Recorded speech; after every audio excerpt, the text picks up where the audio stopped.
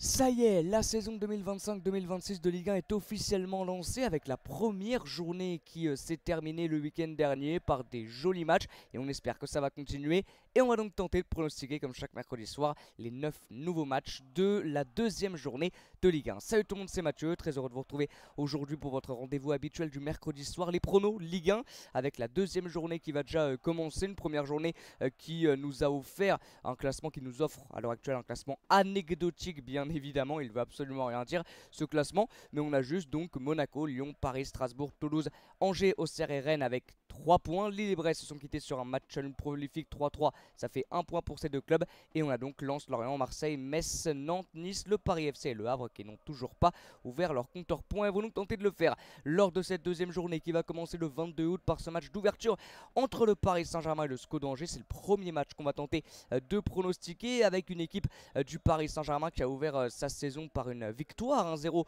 contre le FC Nantes, une équipe remaniée bien évidemment au départ de la rencontre avec sur le banc, c'est surtout ça qu'il faut se dire, Kvaratskhelia, Ousmane Dembélé, Désiré Doué, Nuno Mendes, Hakimi, il n'y avait pas de Marquinhos, il n'y avait pas Pacho, bref c'est une équipe vraiment B côté Paris Saint-Germain pour ce démarrage face au Football Club de Nantes, victoire 1-0 avec ce but à la 67e de Vitinha face à un bloc bas bien sûr, et de toute manière le Paris Saint-Germain le sait, ils vont devoir se réhabituer à jouer face à des blocs très très bas puisque c'était le cas contre Nantes et ça sera le cas contre Angers. Bien évidemment, Angers qui a gagné 1-0 contre le Paris FC, c'était la première du PFC en Ligue 1, on avait hâte de voir ça et ça s'est mal passé pour les Parisiens. Au contraire, pour les Angevins, victoire 1-0, ils ont tenu bon même avec ce rouge de Louis Mouton, but d'Esteban Le Paul, joueur qu'il faudra absolument suivre cette année du côté de Angers. Voilà, Angers qui n'a pas fait non plus un match exceptionnel mais qui s'est imposé 1-0, ça va être un déplacement extrêmement délicat bien sûr du côté du Parc des Princes pour les Angevins, sans Imad Abdelli et sans Louis Mouton, ça va être encore plus compliqué et je pense en plus que du côté du Paris Saint-Germain on devrait avoir l'armada offensive, donc le retour de Désiré Doué, Ousmane Dembélé, Kvaratskhelia, tous ces joueurs là qui devraient être titulaires, donc je ne vois pas comment Angers pourrait même revenir avec un match nul de ce déplacement dans la capitale, donc je vois une victoire nette du Paris Saint-Germain, j'irai sur un 2-0 pour le Paris Saint-Germain parce qu'on est encore en rodage donc on va pas non plus aller sur, un score de handball mais voilà, on va aller quand même sur une victoire du Paris Saint-Germain avec une domination totale, donc j'irai sur du 2-0 pour le Paris Saint-Germain. On aura ensuite à 17h un joli match, une belle affiche en tout cas entre l'Olympique de Marseille et le Paris FC. Ça va être un match, en tout cas une affiche alléchante sur le papier, entre l'Olympique de Marseille qui a perdu son premier match contre le Stade Rennais. Il y a déjà voilà, des petites complications côté Marseille, dans le vestiaire marseillais, notamment avec Rabiot, avec Jonathan Rowe. C'est déjà un petit peu compliqué, donc il va falloir absolument gagner ce match. Déjà une victoire obligatoire pour les Marseillais face aux promus parisiens. Le Paris FC qui l'a vu contre Angers, a peut-être pas encore, en tout cas actuellement, le niveau Ligue 1. Et ce déplacement à Marseille va donc être extrêmement compliqué. Alors ils ont été chercher William Goebbels qui pourrait être titulaire contre l'OM, il n'était pas présent contre le SCO, mais il devrait être présent sur ce match-là. Voilà, ça a été délicat pour les Parisiens ce déplacement du côté d'Angers et ça va encore l'être beaucoup plus du côté de l'Orange Vélodrome parce que l'Olympique de Marseille n'a pas le choix, il faut absolument gagner devant son public dans un stade qui sera je pense à guichet fermé. Victoire obligatoire pour les Marseillais. Il faut se relever après cette défaite contre Rennes. Et même dans le contenu, alors qu'ils étaient à 11 contre 10 durant quasiment toute la rencontre. Ils étaient à 11 contre 10 à la 30e minute de jeu. Et ils n'ont pas su bénéficier de cet avantage-là. Ça a été compliqué face à un bloc bas. Et ce sera encore le cas pour les Marseillais. Ils vont jouer face à un bloc très très bas. Bien sûr, le Paris FC va venir avec un bloc compact, solide. Et va évoluer en contre, je pense. Donc ça va être délicat pour les Marseillais. Il va falloir passer sur les côtés. Il va falloir trouver la solution et casser le verrou parisien. Donc je vois une courte victoire marseillaise. J'irai sur du 2 buts à 1. Je vois bien le Paris FC peut-être même les gêner, genre à la mi-temps mener 1-0 et au retour des vestiaires. L'OM qui vient avec d'autres attentions, avec une profondeur de banc aussi qui, je pense, sur le long terme sur ce match-là peut gêner le Paris FC, qui n'a absolument pas le même effectif que l'OM bien sûr. Donc, je pense que sur le long terme, je vois quand même une victoire marseillaise, mais avec des doutes, notamment en première mi-temps. Donc je verrai un 2-1 pour l'Olympique de Marseille. Ensuite, on aura le match de 19 h entre l'OGC Nice et Auxerre. On parle d'une saison compliquée pour les Niçois, puisqu'il y a eu cette élimination contre le Benfica, et puis il y a surtout eu cette défaite contre Toulouse lors de la première journée, défaite 1-0 avec ce but de Sidibé à la 89e minute de jeu. Énormément d'absence, ça n'a même pas commencé quasiment la saison que la moitié de l'effectif manque à l'appel côté niçois, avec beaucoup déjà de départs de joueurs importants, notamment Gaëtan Laborde et Evan Guessant. Et puis on a du Sanson, du Ndombele, du Ndai Chimier, du Moïse Bombito, du Mohamed Ali Chaud, Abdel Nomen, Dante, Ali Abdi, joueurs très importants en plus, hein. C'est des gars qui étaient titulaires l'année dernière et qui sont donc blessés pour ce match. Et puis ils vont affronter une équipe qui est capable réellement de battre tout le monde. Ils ont battu Lorient 1-0 sur la première journée. C'est une équipe dangereuse et qui sera, je pense, dangereuse sur toutes les rencontres. Cette équipe auxerroise qui va donc se déplacer du côté de Nice. Et ça serait déjà catastrophique, hein, pour Nice d'enchaîner une deuxième défaite en plus à domicile, parce que c'est encore à la maison pour les Niçois. C'est encore à l'Alliance Riviera ce match-là. Et Auxerre a les armes, largement les armes pour pouvoir gêner cette équipe de l'OGC Nice.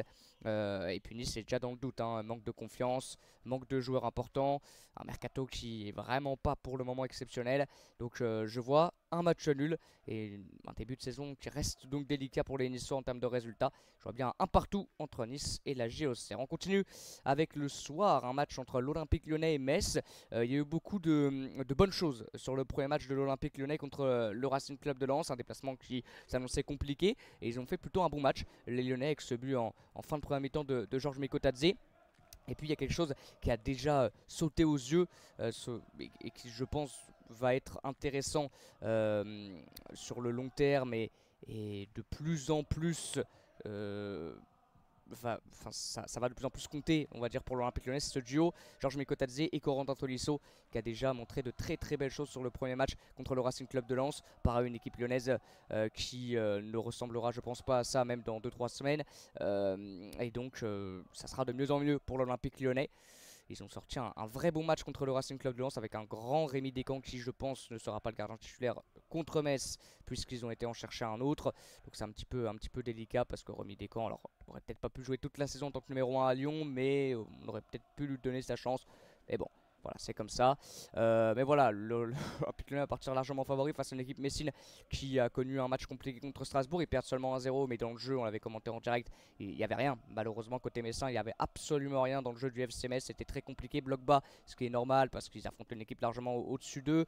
Mais c'était très dur. En deuxième mi-temps, ils ne sont pas créés une seule occasion, même dans le match, hein. Ça a été compliqué de rentrer dans la surface de réparation de Penders. Après, voilà, ils ont joué devant avec un gars de 16 ans, avec un gars qui n'est pas un vrai numéro 9. Ça a été délicat pour les messins. Bon, on verra ce que ça va donner, mais ça s'annonce compliqué, ce déplacement du côté du Groupama Stadium. Je ne vois pas quel joueur. Alors, il y aura le retour de Gottschein, ça va être très important pour Metz. Il n'était pas là contre Strasbourg, très important, mais à part lui, je vois pas quel joueur pourrait vraiment, parce que collectivement, c'est trop faible côté messin, donc il faudrait qu'il y ait des individualités qui permettent à Metz de ramener un résultat. Ça me paraît délicat, donc je vois bien une victoire pareille, comme Marseille, comme Paris, 2-0 de l'Olympique Lyonnais face à Metz. Ensuite, on va sur les matchs du dimanche avec un derby. On a déjà eu un derby lors de la première journée entre Metz et Strasbourg. On en aura un deuxième. Derby breton cette fois-ci entre Lorient et Rennes. Rennes qui a fait un sacré match au niveau de la solidarité, au niveau défensif aussi. Ça a été assez impressionnant avec ce rouge pris contre l'Olympique de Marseille en début de première mi-temps. 30e minute de jeu, demi-heure de jeu, ils sont presque carton rouge. Ils ont été très solidaires parce que c'était quasiment une attaque-défense en deuxième mi-temps avec un Moussa Altamari, parce qu'il n'y avait pas que les défenseurs qui faisaient des efforts, même les attaquants devant. Moussa Altamari, il a fait un match exceptionnel, il mérite largement plus que 16,9 dans l'effort défensif, notamment dans le pressing sans ballon. Il a été incroyable. Tamari, très fort. Geronimo Rulli a fait un gros match, donc ça veut dire que Rennes a été aussi dangereux sur les contres, notamment. Valentin Rongier qui va faire du bien, un Jérémy Jacquet qui a été incroyable, qui avait déjà été très bon en deuxième partie de saison et qui fait une première journée vraiment folle contre l'Olympique de Marseille, et ça peut devenir la révélation de Rennes et un gars qui part au mercato hivernal. Je pense qu'ils vont réussir à le garder quand même sur la première partie de saison. Il va falloir vraiment surveiller Jérémy Jacquet parce que je pense qu'il va exploser cette année. Donc de voir cette équipe rennaise qui va connaître un déplacement quand même compliqué du côté du Moustoir. On sait que l'année dernière Lorient a été très fort, c'était en Ligue 2, mais quand même ils ont perdu une ou deux fois du côté du Moustoir.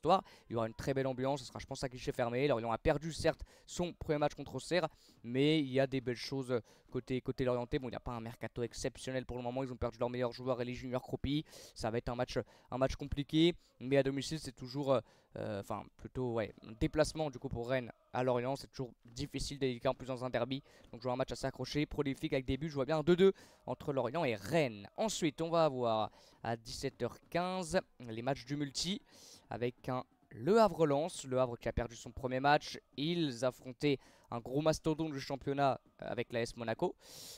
Donc ça a été très compliqué hein, pour Le Havre qui de toute manière, je pense, va vivre une saison délicate. Et pour moi, ils vont vivre la même saison que l'année dernière. Et face à des Lensois qui n'ont pas été ridicules parce que dans l'ensemble contre l'Olympique Lyonnais, je pense que ça a été l'un des plus beaux matchs dans le contenu. Le Lens-Lyon, 17h le samedi dernier. C'était vraiment très intéressant ce match-là, avec notamment une belle entrée de Florian Thauvin, qui sera peut-être titulaire d'entrée sur cette rencontre face au Havre. Mais on a vu de belles choses, même côté Lensois. Donc hâte de suivre leur saison, hâte de suivre ce match-là. Ils vont partir largement favoris les Lensois. Ouais, le Havre, ça me paraît faible quand même cette année. Hein. Les Havrais, ça me paraît quand même assez faible cette année. Donc je vois une victoire lensoise, courte victoire, mais une victoire quand même lensoise, pourquoi pas avec un but de Florent Thauvin. Une victoire 1-0 des Lensois qui ont vraiment montré des belles choses. Certes, il y a eu la défaite, mais je pense que le jeu de Pierre Sage va être mis en place petit à petit et ça va commencer déjà à ressembler encore plus à quelque chose sur ce match contre le Havre. Donc je m'attends à une victoire lensoise 1-0 et une domination plutôt logique dans ce match. Strasbourg-Nantes, belle petite affiche entre les Strasbourgeois et des Nantais qui vont donc s'affronter. Strasbourg a gagné 1-0, mais pareil, dans le match, alors ça a été compliqué pour Strasbourg d'exister offensivement puisqu'ils sont tombés face à un bloc très bas. Ils ont eu la possession, ils ont dominé, pas de problème, mais c'était très dur. On voit qu'il y a eu pas mal de changements, pas mal de turnover dans cette équipe. Le départ d'Andrew Santos aussi au milieu de terrain a fait beaucoup de mal et fera beaucoup de mal. Je pense qu'on peut en reparler dans quelques matchs. Son absence va se sentir. Elle s'est sentie contre Metz. Après, ça n'a pas été ridicule, mais c'est le premier match, toujours en rodage. On répète ça pour toutes les équipes. Mais voilà, il s'impose quand même 1-0 avec un but de Panicelli, que je t'ai trouvé assez fantomatique. On l'a pas trop vu. Voilà, donc grâce à ce but-là, je crois que c'est l'homme du match. Mais bon, il n'a pas été non plus exceptionnel hein, dans le jeu. Les Strasbourgeois ont connu quand même un match délicat parce qu'ils ont joué face à un bloc bas. À voir ce que Nantes va mettre en place, mais j'ai trouvé ils n'ont pas été ridicules contre le Paris Saint-Germain les Nantais et j'ai bien aimé leur animation sur les côtés, notamment avec Herba Guirassy et surtout avec Benatab. Certes, il y a eu énormément de déchets chez Yacine Benatab, mais à chaque fois qu'il prenait le ballon, c'est un joueur frisson, sur le côté qui va faire beaucoup de mal et je pense qu'il fera vraiment du mal à Strasbourg. Et puis hâte de voir encore un Luis Castro. Il sera sur le banc je pense sur ce match là puisqu'il était suspendu contre le Paris Saint-Germain. Mais Nantes n'ont pas été ridicules. Là ils vont jouer face à un adversaire quand même plus faible, même si ça reste très fort, mais plus faible que PSG. Donc ils vont pouvoir mettre plus de jeux en place, peut-être avoir plus d'espace, peut-être avoir un petit peu plus d'occasion, même s'ils n'auront pas le ballon et qu'ils vont souffrir. Je pense que Nantes va pouvoir un petit peu plus exister. Donc je vois quand même une victoire strasbourgeoise parce que ça va se mettre en place et Strasbourg sera encore, je pense, très fort cette année, en plus à domicile. Mais Nantes va exister, va marquer et jouer une victoire 2-1 des Strasbourgeois. Et le dernier match du multi, c'est entre Toulouse et Brest. Toulouse qui a réalisé la petite surprise, on va dire, de la première journée, avec cette victoire 1-0 contre Nice. Ils ont connu des matchs amicaux extrêmement compliqués, notamment cette défaite 7-0 contre Leipzig. Voilà, ils vont affronter Brest. Brest qui m'a impressionné. On a commenté le match en direct contre Lille. Ils ont vraiment été bons, ils n'ont jamais baissé la tête, même quand ils se sont pris ce but vraiment polémique à la 66e minute de jeu de Ngael Moko. Ils n'ont jamais baissé la tête. Ils ont marqué grâce à Le Cardinal ce but de l'égalisation. Ils ont vraiment été bons, ils ont sorti un très beau match sans changement par rapport à l'année dernière, à part Madjeki qui a remplacé Bizot, où il n'y a pas eu de changement dans le 11 brestois, pas de recrue plus que ça, une profondeur de banc pour le moment quasiment inexistante, on va pas se mentir, tu perds en qualité hein, quand tu fais des changements. Ils ont été très bons les brestois, donc hâte de voir ce que ça va donner sur ce déplacement du côté toulousain. Toulouse a été en difficulté l'année dernière, notamment à domicile, donc à voir ce que ça va donner cette année, mais voilà, ils n'ont pas sorti non plus un match fou contre Nice. Ils ont gagné certes 1-0, victoire méritée, on va pas cracher là-dessus. Mais Brest m'a impressionné vraiment contre les Lillois, donc je les vois s'imposer. Allez, 2-1 contre le TFC. Et enfin, le dernier match de fermeture, match de clôture. Lille-Monaco, belle affiche entre Lille et Monaco. Monaco s'est imposé, Lille a fait 3-3. Il n'y aura toujours pas de Paul Pogba. Je pense même que Ansu Fati sera pas là, je sais pas, en tout cas il n'était pas présent contre contre Le Havre. N'hésitez pas à me dire si ce sera présent contre Lille, mais ça va être un joli match du côté du Stade Pierre-Mauroy dans une grosse ambiance. Lille n'a pas été ridicule non plus, mais pareil, c'est en rodage. Ça va venir tout doucement. Bon match d'Olivier Giroud, bon match de quelques joueurs. Par contre, j'ai trouvé que le gardien n'était pas rassurant aux airs, notamment le gardien turc n'a pas été très rassurant. C'est vrai que ça change de Lucas Chevalier. Après, il y a eu des belles choses. Haraldsson un peu en dessous de ce qu'on a pu voir l'année dernière, mais très grand joueur qui sera au niveau, je pense, sur ce match-là. Et je pense qu'on peut avoir un très joli match entre deux belles équipes qui visent la Ligue des Champions en fin d'année. Un match assez équilibré sur le papier, dans une belle ambiance. On peut s'attendre à un gros match, une grosse bataille. Compliqué à pronostiquer. Monaco, bon, s'est imposé contre Le Havre, 3-1, ils ont fait le match qu'il fallait, ils ont dominé, voilà, face à un adversaire on va dire faible. Là ça va quand même monter d'un cran, donc c'est face à ce genre d'adversaire, dans ce genre de stade, dans ce genre de déplacement aussi qu'on va pouvoir voir vraiment le niveau monégasque cette année, mais il semble quand même très fort. Et puis Lille est encore en rodage, il n'a pas encore vraiment terminé son mercato. Donc je vois une très courte victoire monégasque, 1-0 sur cette rencontre là, avec un but assez vite en première mi-temps, et derrière il ferme la baraque et il s'impose. Voilà pour les pronos de cette deuxième journée de championnat. N'hésitez pas à me donner les vôtres du coup dans l'espace commentaire comme d'habitude. Merci beaucoup d'avoir suivi cette vidéo. N'hésitez pas à liker, commenter, partager. Vous connaissez la chanson. Merci beaucoup. Merci pour le soutien en ce moment. C'est assez incroyable. Donc voilà, n'hésitez pas à mettre vos pronos dans l'espace commentaire. Ça commence vendredi par le PSG Angers. Ça se clôturera dimanche par le Monaco Lille. Et on se retrouve donc mercredi pour pronostiquer la troisième journée de Ligue 1 déjà. Allez, à bientôt. À très bientôt pour de nouveaux lives et de nouvelles vidéos. Et ciao.